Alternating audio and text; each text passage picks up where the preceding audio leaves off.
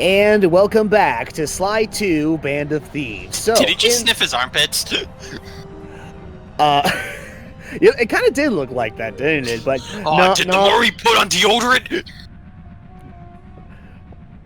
Is my Old Spice wearing off again?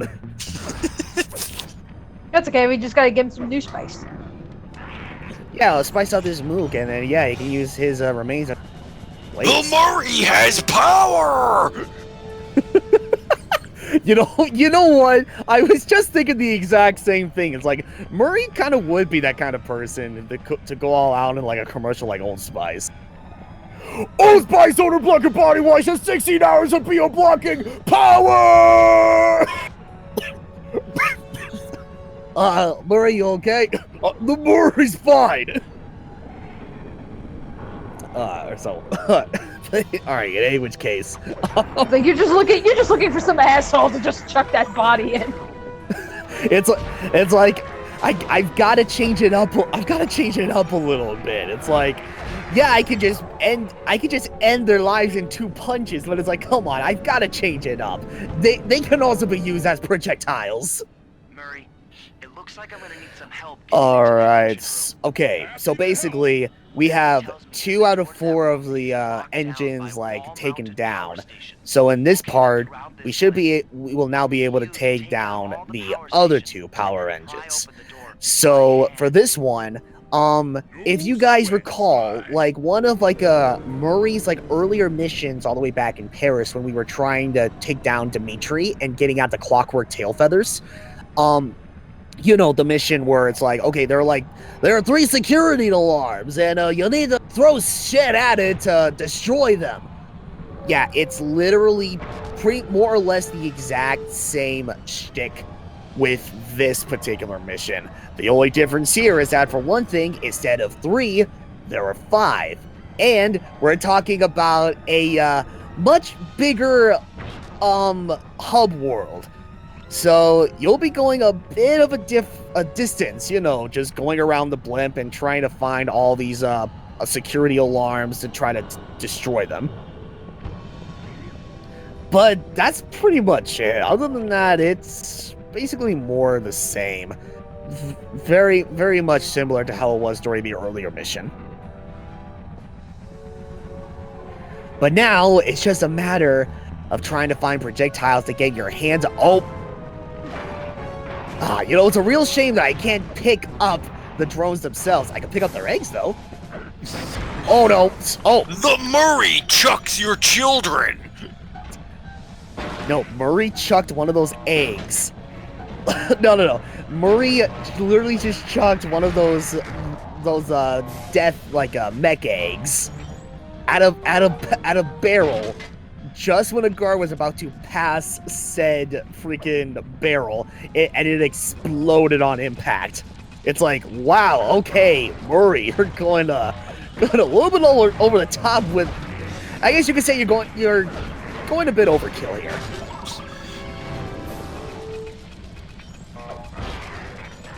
The Murray could use the death eggs to destroy those things, but the Murray must also flex. Oh no, I meant crap. You're saying death eggs too? Yes. I know for some. All right, look, I'm gonna be real. I'm fairly certain it has something to do with the fact that I've been in a bit of a Star Wars craze as of recent. Because it's like really? Like because of the new movie, or?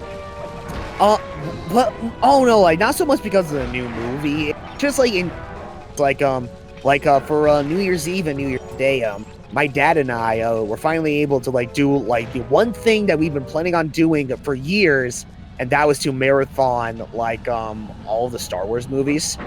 So yeah, for New Year's Eve and New Year's Day, yeah, we basically sat down and we watched most of the prequels and all of the original trilogy.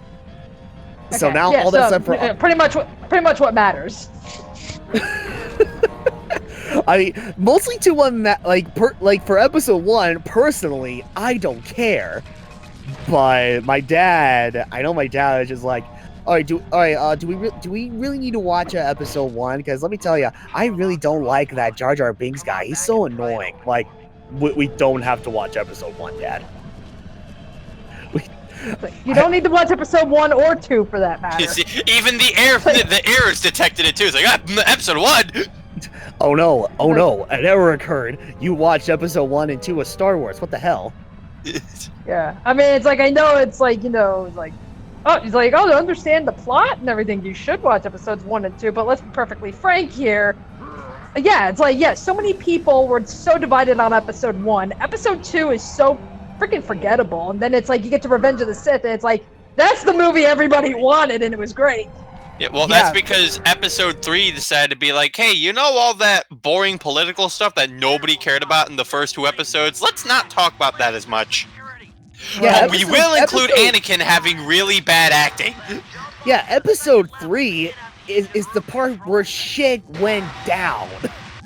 Yeah. Everything else was just like nothing more than just build up, pretty much. I mean, yeah, there were some like memorable moments here and there, but yeah, other than that, it was mostly just build up to what would eventually happen during Revenge of the Sith.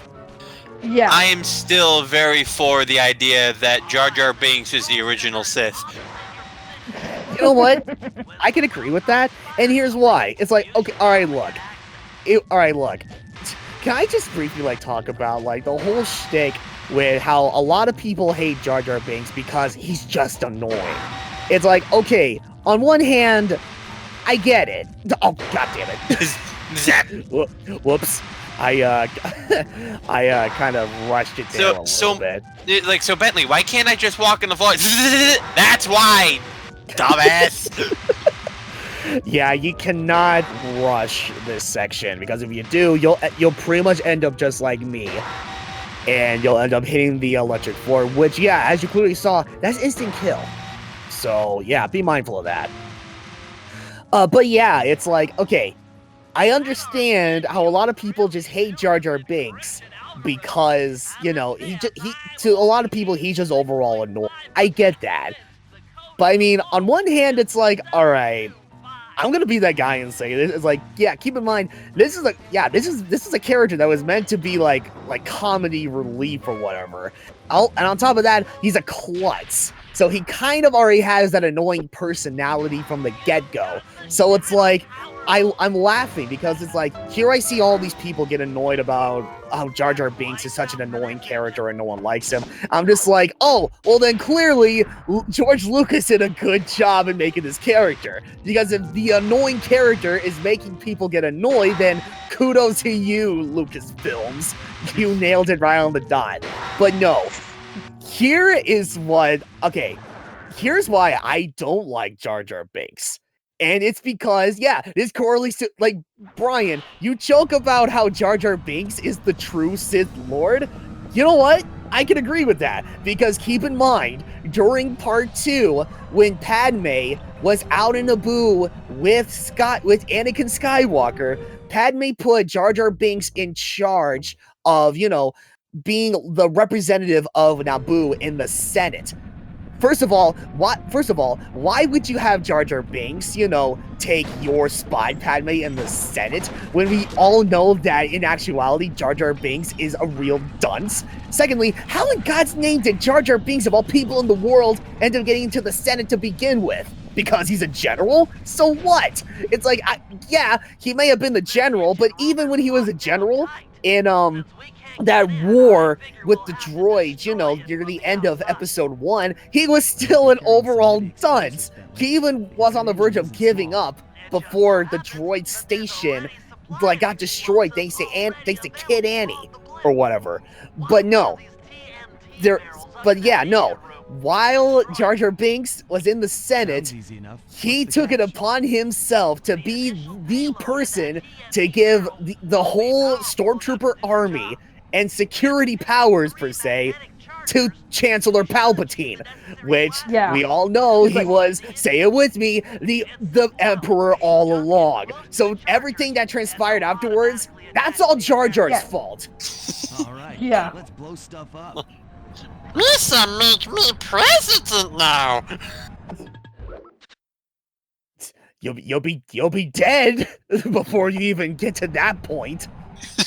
I love how the game paused right after that. It's like, Jar Jar Binks is president? No. Oh man. Alright, but yeah, putting my my Phantom Menace Clone Wars thing. No, but how different would Rise of Skywalker have been if instead of Palpatine coming back, it was Jar Jar that came back? As the true villain he was meant to.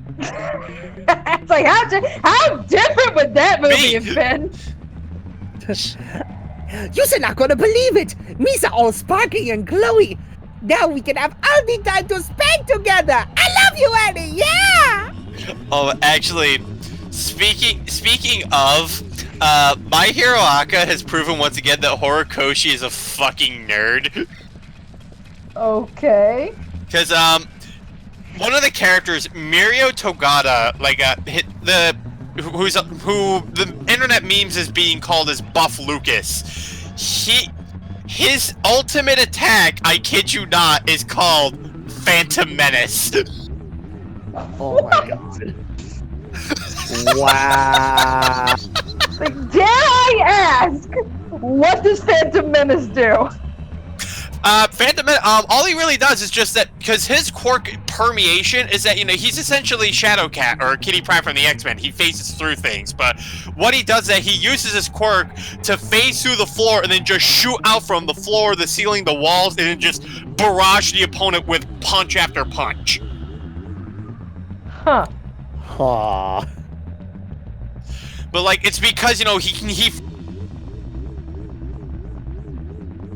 phases through so many things at once, he looks like he's just a phantom just constantly striking the opponent. Which unfortunately, the English dub had to change it to Phantom Threat, and like, no, that's nowhere near as funny. Yeah, well, it's probably for the same reason why the stand name changes happen in JoJo. It's copyright. Nowhere near as funny. Yeah, really.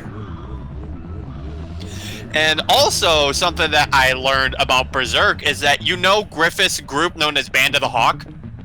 Yeah. Apparently, that's not the original name of the group. Really? Yeah, Band of the Hawk is something that became serialized because, you know, I think that was just something that most of, like, the fans called it as. It's just that Band of the Hawk just stuck better just because it sounded better, but it used to be referred to as Band of the Falcon, or in the original Japanese version, Millennium Falcon. Oh, God. Japan apparently really likes Star Wars.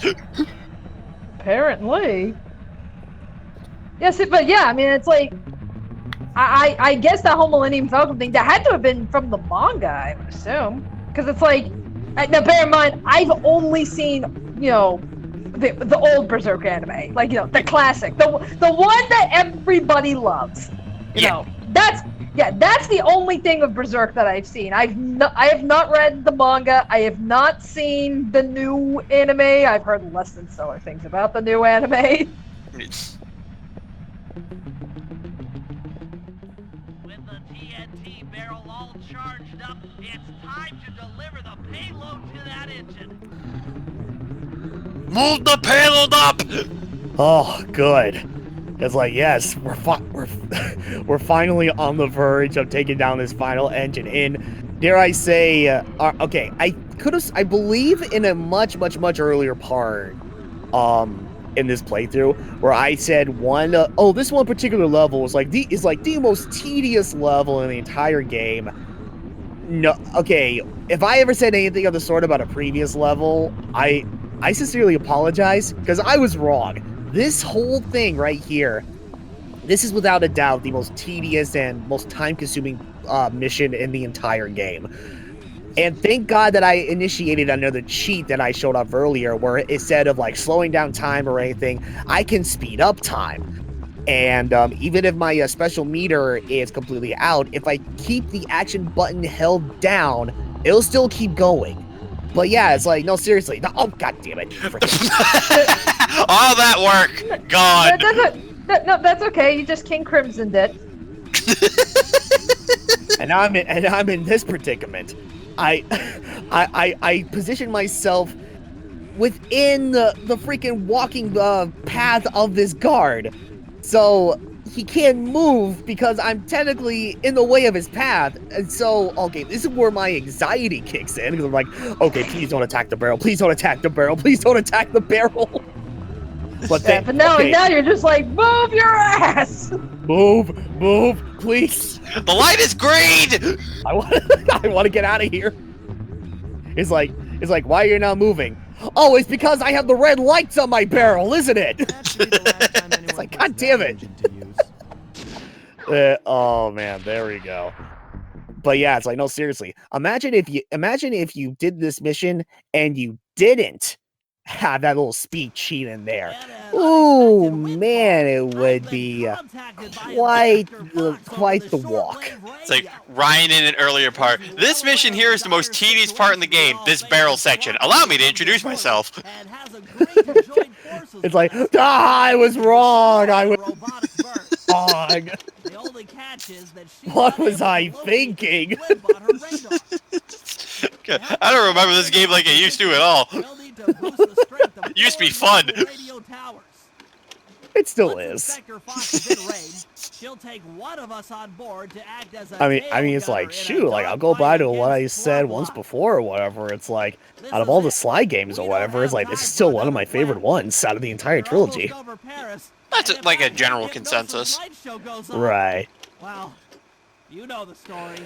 Oh, all right. Well, so that will pretty much do it for this part. So, all right. So with all the power engines like completely out of commission, there's only one thing left to do. We need to reactivate these radio towers that are set up like all around the blimp so that Carmelita can locate the blimp on her radar. So that way she can help us take down Clockla. So join in next time when we do just that. We'll see you guys in the finale.